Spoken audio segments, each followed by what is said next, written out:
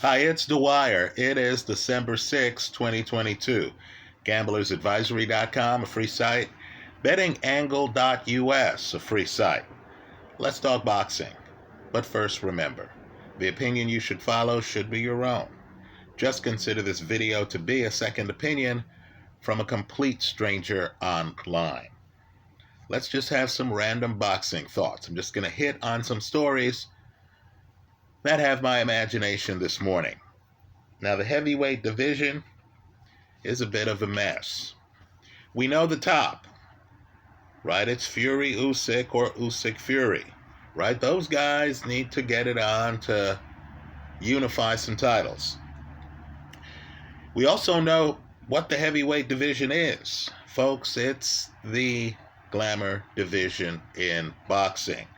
Let's put it in perspective, right? Everyone is shocked that Terence Crawford, arguably the best in the sport pound for pound, is fighting for $10 million against a European champ, not a scrub opponent, but literally the European champ, right, in Nebraska. And people are saying, my God, is that promotion even going to make money? Well, understand Tyson Fury fighting not A-level competition, not B-level competition, but a guy he had fought and beaten twice before. Fights Derek Chisora, and folks, he's supposed to have cleared more than $30 million. Understand, you can make a great living at heavyweight, just being one of the top heavyweights. You don't even have to have the belt. The money is that much thicker than every other division. So, you have a lot of elite heavyweights jockeying with each other to be what's next in the division, right? Keep in mind, Fury, Usyk in their mid-30s. Well, one floor down from the heavyweight division is the cruiserweight division. And one of its champions has a jab that would trouble, at a minimum, a lot of the guys jockeying to compete at heavyweight. Trust me when I tell you that the money at cruiser doesn't come close to the money at heavyweight. So you're 29 years old. You're 6'5". You're the man with the jab. You're one of the cruiserweight champs. Lawrence Okoli. Is it time to move up to heavyweight to face either Dillian Whyte, or if Whyte fights AJ in AJ's next fight, isn't it time to challenge Jermaine Franklin? Let's understand the opportunity. I would say most of the people watching this video know who Dillian Whyte is. I would say a much smaller number know who Lawrence Okoli is. Even though Okoli, again, 29, the prime of his career, right now is the time when you want to be making big money, is an unbeaten cruiserweight champion. Let me say this too. Dillian Whyte has fought Tyson Fury. Right? Dillian Whyte's effort against Jermaine Franklin, now days after the event, is being viewed as pedestrian. Right? You even have a group out there that feels that Franklin was robbed in the fight. At a minimum, Whyte didn't use his jab to keep Franklin off of him in any appreciable manner.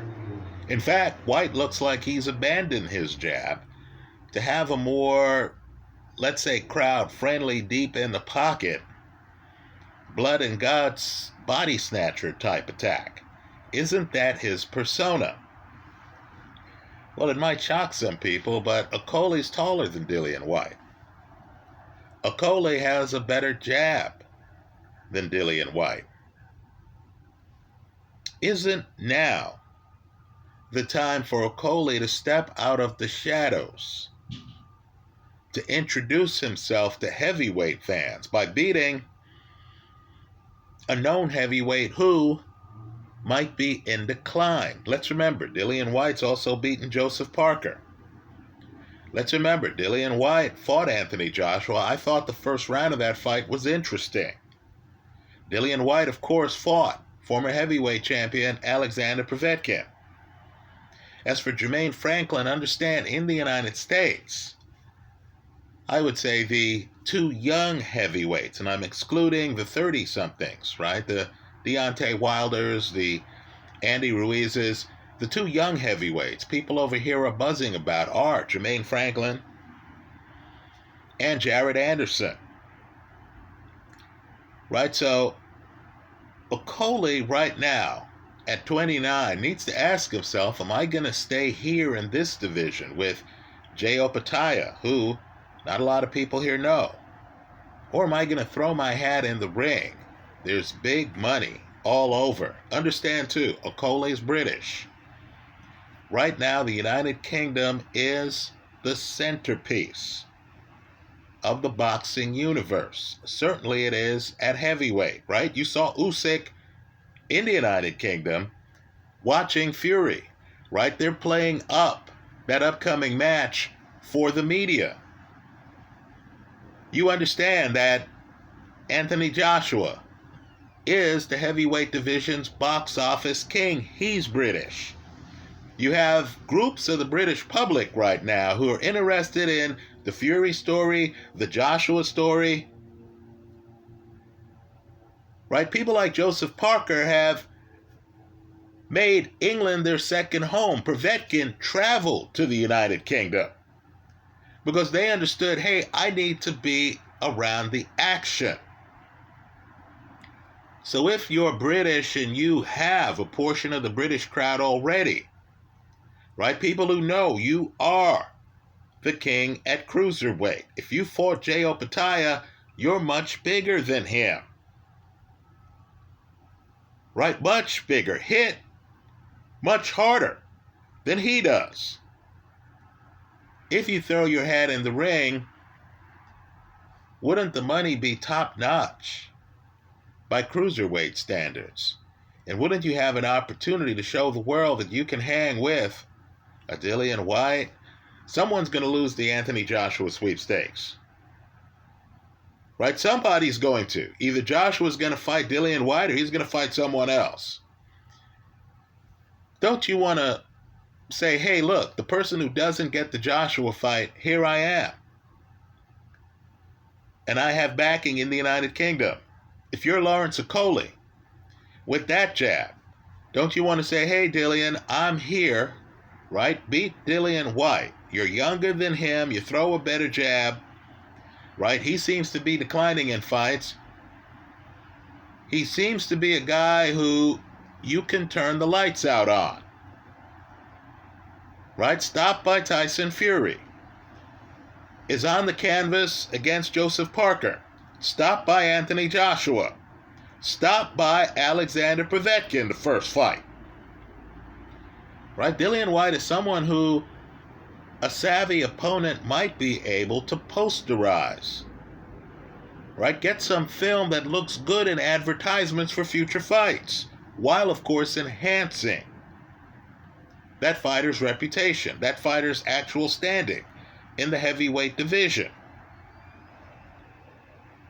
Right? So what I want Okoli to consider is that at 29, is there that much risk in moving up to heavyweight? You've already conquered cruiserweight. Right? He beat Glowacki, a fight I thought would be a very tough fight for him. And he did so by stoppage. Let's talk about some other possibilities. You have Zhang Zhili. Now, Zhili seems to be on the outside looking in. Right? He just lost to Ergovic. He's not in the Fury-Usyk sweepstakes. And, of course, after that fight takes place, right, if the winner is Usyk, that person might pivot to fight Ergovic. Right? If the winner is Fury, he might pivot to fight his former sparring partner, Joe Joyce. So if you're Zhang Jili, you're older, right? Late 30s, early 40s. You understand that the UK is the centerpiece of the boxing universe, right? China is having economic problems right now. You're prepared to travel to fight guys. If you're Lawrence Okoli, and if you think you can handle southpaws, and that's important for jabbers, right? They need to know if the other guy is going to be set up in such a way where the jab's not going to reach them, as it would an orthodox opponent. If you think you can handle southpaws, isn't Jili perfect for you? Because the way you would win the fight would be outside popping a jab, having a slow-footed opponent, right? Jili isn't the quickest in foot speed. Walking into your jab incessantly. Also, since Jili tired against Jerry Forrest, folks, he's lucky to have made the final bell. I encourage people to look at that Jili-Jerry Forrest fight. Since he tired against Forrest after knocking Forrest down 3 times, let's be clear about that, right? Zhang's punch is tremendous, right? And after he seemingly had Ergovic beaten going into the last 3 rounds of that fight and faded a little bit. If you're Lawrence Okoli and you're 10 years younger than the guy, and if you can get the guy to fight before your crowd, right? Because that's where the payday is. Why wouldn't you try to fight Zhang Jili, who was just in an elimination match in the heavyweight division?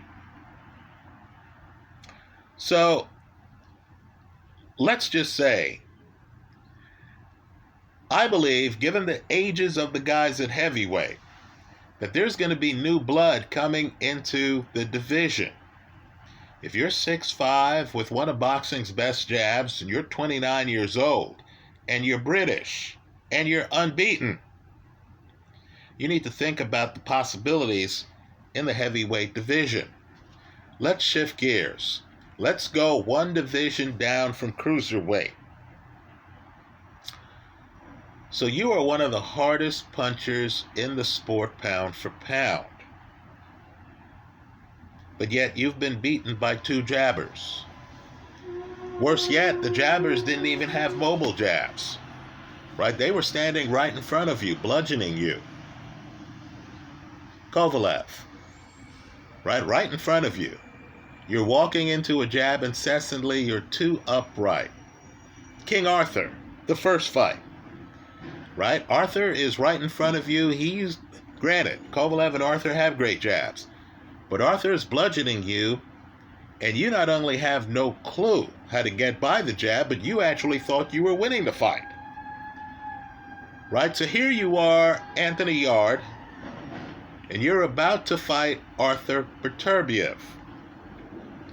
Now, everyone watching this video, and I mean everyone watching this video, knows that Beterbiev is going to try to hit you with hooks to the side of your head. Right? Don't we all know that? Is there a Beterbiev opponent who hasn't looked surprised against Beterbiev when Beterbiev hits them with borderline illegal shots that are right above the ear? You know Beterbiev is a hard puncher. You know he's primarily a headhunter. You know he's going to be on his front foot against you. You also know that it's debatable whether Beterbiev hits harder than you. Now, if you're Anthony Yarde, shouldn't you pick up the phone right now and call up another blessed puncher? Isn't the person you call former heavyweight champion Mike Tyson? Right? Shouldn't you talk to Tyson about having a rabbit ear defense where you're able to have a hand up on the side of your head, where you're anticipating Beterbiev crashing the pocket, and you're anticipating him firing big hooks to the side of your head? And shouldn't you, like Tyson, rather than be upright to the point where a Kovalev or a King Arthur just has to throw a horizontal jab to hit you flush in the face. Shouldn't you, like Tyson, underappreciated part of Tyson's game, get in a crouch, fight low, bob? Isn't the game plan, shouldn't the game plan be to change your center of gravity, to get low against Arthur Beterbiev, to use his over-aggressiveness against him? When he crashes the pocket and goes for the side of your head, shouldn't you be prepared to bounce out the way and throw your own hook, given how hard you hit? That hook doesn't even have to hit him in the head. Can't that hook be a liver shot? Can't that punch be one to Beterbiev's body? If you know Beterbiev is going to be up close leaning over the pocket, couldn't your shot be a counter uppercut? If you're Anthony Yarde, shouldn't you be practicing bouncing and defense? Right? Joe Frazier had the bob and weave. Right? Mike Tyson would bounce and would have his hands protecting his jaw and knew how to slide a hand to get it between him and an opponent. Shouldn't you, in a fight with Beterbiev, be prioritizing defense and power counters? Right, folks? None of Beterbiev's fights have gone the distance. 100% stoppage rate. If I'm Anthony Yarde, do I even want this fight going the distance? Don't I want Beterbiev trying to open up? Should I even be wasting my time trying to figure out how to outbox Beterbiev in rounds to have the judges give me the round? Right? Shouldn't I be looking at the Callum Johnson fight? And shouldn't I realize that Beterbiev can get hit and can get dropped? And if I'm Anthony Yarde and I have a very strong core, and I know this guy's going to try to throw hooks to the side of my head, right, shouldn't I be in the pocket ready to defense what he's doing, move enough where the guy's going to have a problem with accuracy, and be doling out my own offense? Right? Is Beterbiev defensively blessed? Let me ask yourself, well, let's ask ourselves a tough question. What are the fights where either Beterbiev or Yarde got tilted onto their back foot? Right? Isn't this going to be a shootout? If you're Anthony Yarde, don't you want to practice fighting lower than you fight? Right? Don't you just want to be able to roll away from Beterbiev's predictable shots to the side of your head or to your forehead? That's another place he likes to punch. Right? This guy's not just a head hunter, he's a brain hunter. Right? So shouldn't you be moving your head, and shouldn't you be practicing your own offense? Right? Beterbiev comes in the pocket so much. You saw the Marcus Brown fight. He gets cut on the forehead. Right? You expect him to crowd you. You expect him to try to smother you. If you're Yarde, are you ready for it? Let me just say, I expect Beterbiev to win that fight because I haven't seen Anthony Yarde get low, bounce, show the nuance in his game, right? Have the defense ready, spring up on a guy, show the nuance in his game that Mike Tyson showed. Right now, sluggers need to have their own hotline. Right? I totally enjoyed when David Benavidez was on the Hot Boxing with Mike Tyson show because it was slugger talking to slugger. I'm just telling you, the world is different for sluggers. Right? What guys without big punches talk about, right? Back foot, movement, right? Sequence, right? Punch selection. Sluggers are just talking about getting in there and throwing rough shots, right?